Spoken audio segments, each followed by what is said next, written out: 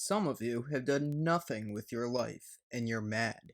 You have a college degree and a smartphone with access to virtually anything, and you can barely get out of bed in the morning, while you spit on the people who built a whole world with nothing but a horse, map, and axe. You've made nothing with access to everything. You've conquered nothing. Hell, you can't even conquer yourself. So go tear it all down. Scream into the void how unfair it all is. It's not that you've wasted your short time here. Surely not. Don't bother with your own legacy. You're busy shitting on the long dead who aren't here to care. Go burn down every Starbucks. That'll show 'em. Torch the Target. Tear down every monument. Deface every memorial. But what have you built? What do you leave behind?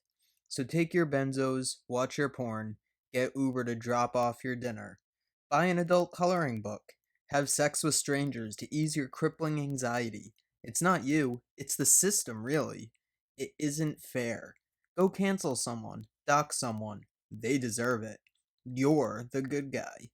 Don't write an epic novel worth building a statue to remember you. Go troll 7-year-old problematic tweets, ever on the hunt for the boogeyman. See, now you've accomplished something. Cancel everyone. You're a warrior now, a real hero.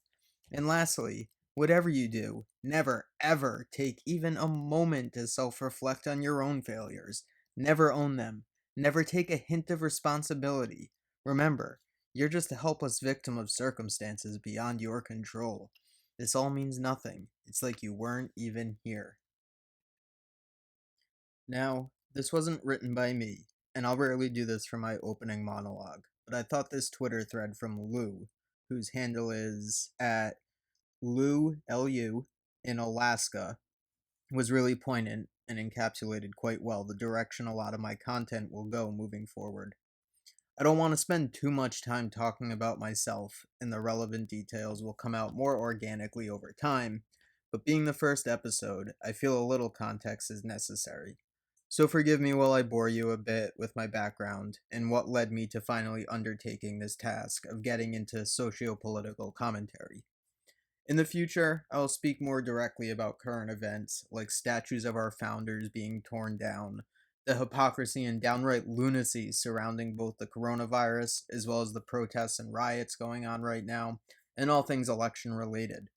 But to understand my position and perspective, I'll first need to provide the circumstances under which they were forged. So I first went to college in 2007. Long story short, I spent about 3 years at a state university before dropping out for various reasons, many personal. I spent the next few years kind of wasting away before moving to a new state and starting over sometime in early 2013. During that hiatus, I wasn't much better than the kind of person Lou's tweet is directed at.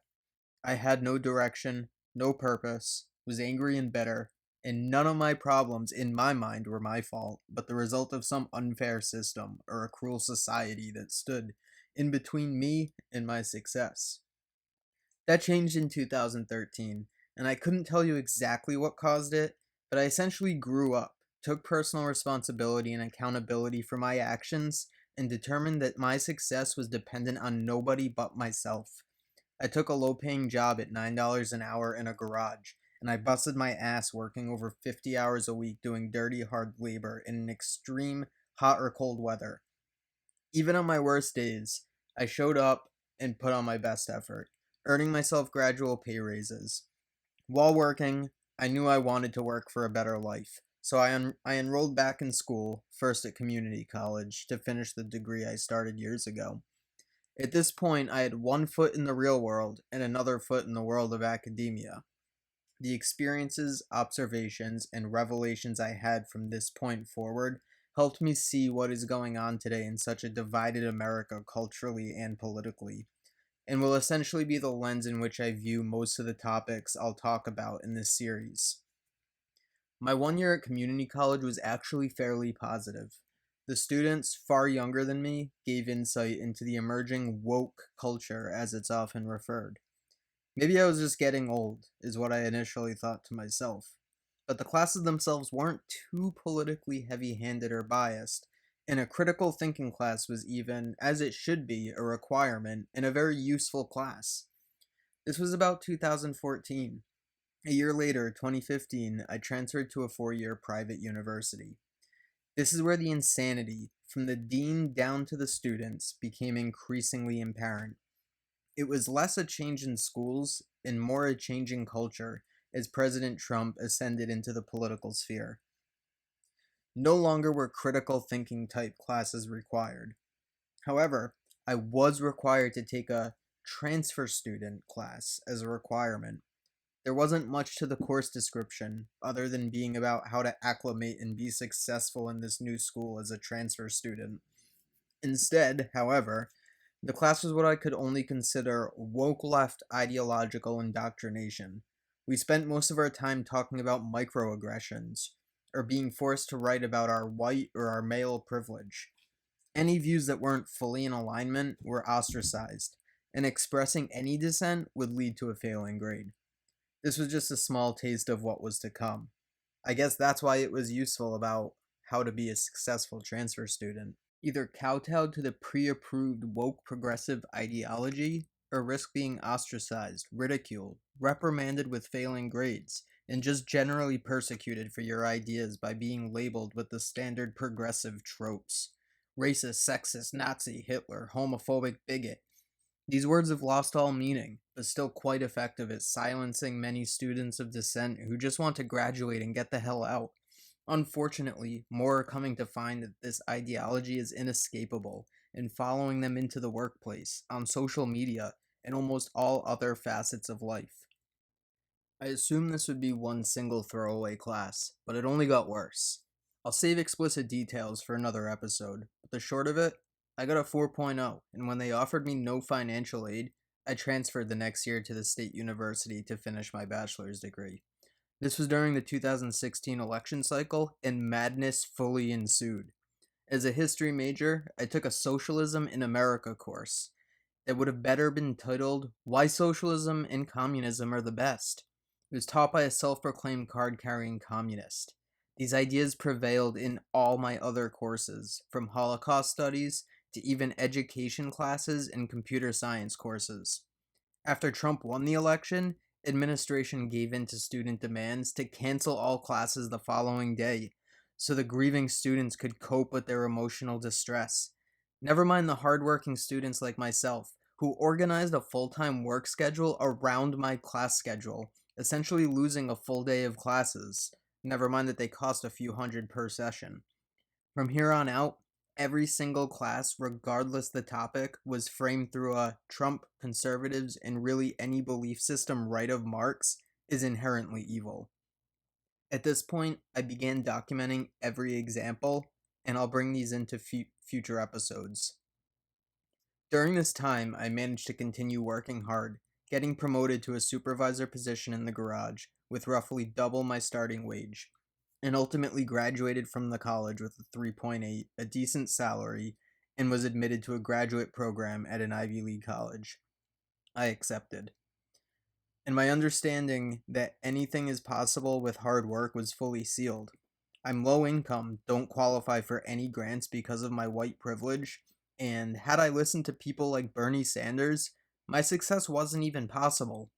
But here I was, living proof that the ideas the left are selling is complete bullshit that relies on a woe is me, I'm a victim of an oppressive system mentality. My hard work paid off. I landed a new, even higher paying job as a result of my hard work, both in the garage as well as in school, and started a graduate degree that revealed to me everything that is wrong in this country today. That's right, and I'm not being hyperbolic. Just about every single problem in our society today, I can link to the current state of academia, where students are no longer taught how to think, but what to think. Students are no longer met with challenging ideas, asked to debate both sides of a controversial argument, or explore different perspectives. Instead, there is a homogeneous ideology that permeates just about every program at every institution of higher education in this country. These views are held by the administration, the professors, the faculty, and the students. They direct the editorial boards of the academic journals, the HR departments, the IRB boards, the research grant process, and everything in between. Now, this ideology started decades ago. It isn't anything new, and I'll go into the history in another episode, but it essentially all stems from the academic field of critical theory. The academics in this field tend to be, for the most part, cultural Marxists or self proclaimed communists. They came from Nazi Germany, after all. They were the communist sect and they came to America once they were essentially kicked out by the Nazis. Some are open about it, others hide it a bit better, but they all essentially subscribe to the same doctrine. Now, critical theory, while the name sounds nice, as though it implies an inherent characteristic of critical thinking, is what is completely responsible for everything we currently link to what many call the culture wars, and it forms the bedrock for the intersectional woke social justice warrior radical ideologues of the left today. While grossly oversimplifying, critical theory, by its own admission, is essentially a framework that critiques aspects of society and culture to reveal and challenge power structures. A common thread is to criticize traditional Western values, Western institutions, and even Western science, to where many even believe science, proper English, Western medicine, they're all racist. Something like criticizing the concept of the nuclear family, for instance, would make for an award winning thesis. This framework began dominating the humanities and liberal arts programs decades ago, becoming evident through the political correctness that emerged on the scene in the late 80s.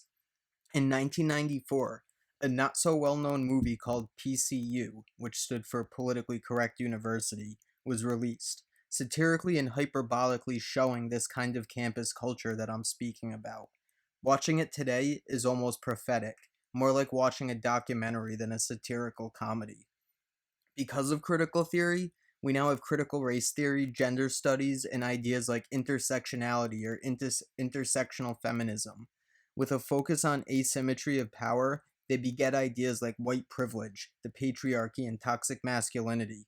But these ideas are not just ideas limited to the corners of the quasi intellectual academic fields. They have taken over campuses across the country, embedded themselves as the status quo ideology, not just in academia, but into the real world. And this became evident, even obvious to so many, around 2015, 2016. This ideology has become institutionalized, which is ironic given the importance critical theory places on critiquing power structures and institutions. And because college students eventually graduate and get jobs, this ideology is brought with them and is now permeated all of our biggest and most influential businesses and institutions.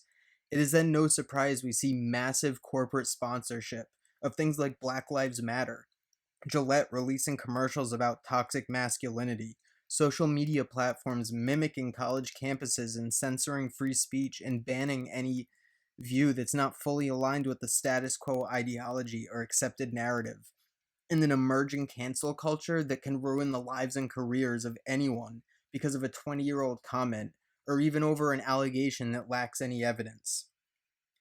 Many view what I'm talking about as a far right conspiracy theory, synonymous with only the most adherent Trump supporters. But this is not a left versus right issue.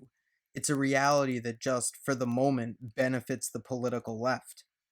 It can just as easily turn on its head and go the other way. So naturally, everyone has chosen their side without doing any research to determine whether they believe this to be the case or not. Those on the left, for the most part, will poo poo it, while those on the right have been shrieking about it for a while. And make no mistake, both sides will weaponize it to whichever aim is most politically expedient for them. The sad fact is, it's a simple reality with growing evidence every day of not only its existence on the college campus, but it leaking out into the real world with serious repercussions, particularly on everything that we hold dear in this country: freedom of speech, liberty, freedom. More and more, liberals are calling this out as well. The most prominent would be Professor Peter Boghossian and James Lindsay, who were involved in the Grievance Studies hoax. I can go more into that later, but essentially, their aim was to reveal basically everything I'm talking about by getting quack research published in esteemed peer reviewed academic journals. And they were successful. They even got a piece accepted that was an excerpt of Hitler's Mein Kampf.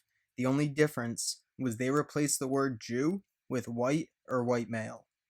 Eventually, they were exposed and their published and accepted pieces were revoked.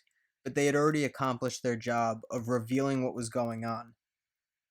Other well known liberals began seeing this once they were personally affected themselves.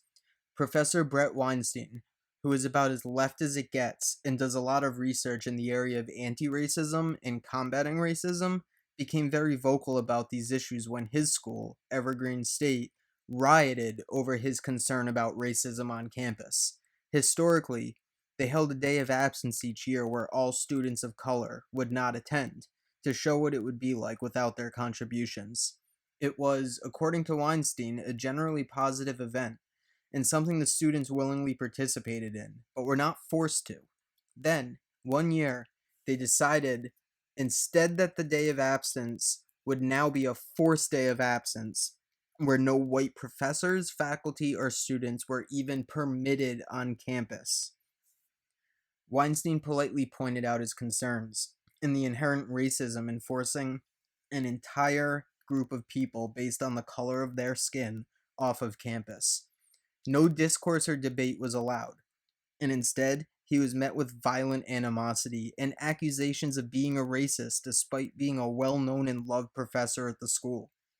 He said he would be attending that day and was met with a violent, riotous mob. This is all founded in the type of ideology I'm talking about. They talk about power structures being inherent in racism, how whites are the only ones that can be racist. Reverse racism can't be a concept. You can't be racist towards white people because of the asymmetry of power. And to see another example as it spills out into reality would be Dr. Robert Epstein, editor for Psychology Today, when he tried to blow the whistle on Google censorship during a Senate hearing. He worked with a team to conduct research on a massive scale to quantify how Google's algorithms and curated search results could sway public opinion, and determined that they hold the ability to sway millions of votes in an election through processes they are already using. He was a Clinton supporter and said that him being a liberal is an understatement, and he had no partisan aims. He was simply concerned, rightfully so, about tech censorship and election integrity. These are all broad examples, and in the future I'm going to go more heavily into specific events, providing research and more in-depth analysis. For anyone familiar with Tim Pool, I will likely take a similar approach in providing cultural and political commentary, while also going heavily into how I reach my conclusions, the research and sources I used, and the main arguments being presented from both sides of the aisle. I may even turn them into videos so that I can show the sources where the audience can read along with me. What will separate my episodes from the rest is that I will take a bit more of an academic approach and explain how the varying arguments and perspectives are linked to the predominant ideology on college campuses and within today's woke progressive left. While there are better descriptions, I'll continue to primarily use woke left to describe the faction of which I'm talking about, just in the sake of brevity. And throughout all of these analyses, I will continue to explain the link between the woke left's arguments and perspective to academia and the culture, pedagogy, and general environment fostered in the academy. While I might be considered a dissenter in the college classroom, the one benefit I have of being in a program like this, where I'm exposed to all the critical theory, Foucault, Marcuse, Horkheimer's, and all these crack jobs, is that I gain a perspective into how this side thinks, and I learn how their arguments work, or their lack of logic, the logical fallacies they employ, and it gives me the ability to pick them apart a lot better. I am, after all, at an Ivy League college, so while my experiences here have made it crystal clear that an education, and even a successful one at a top institution, doesn't correlate to intelligence, especially emotional intelligence, as well as debate skills, the ability to employ logic and reason, or even any semblance of common sense, I am still exposed to some of the most influential scholars in the country and interact daily with what they consider to be today's best and brightest, or the future of our country. That alone is a scary concept. To know that many of these students I encounter daily will one day be leaders, holding top positions in companies, organizations, academic institutions, and even politics. This is how we got here today, and it's also why it is only going to get worse. And while my personal experience here has been nothing short of frustrating and mind numbing, it does have its benefits. That insight alone has been tremendous, not to mention the skills I've personally developed by being one of the only students to voice dissenting opinions.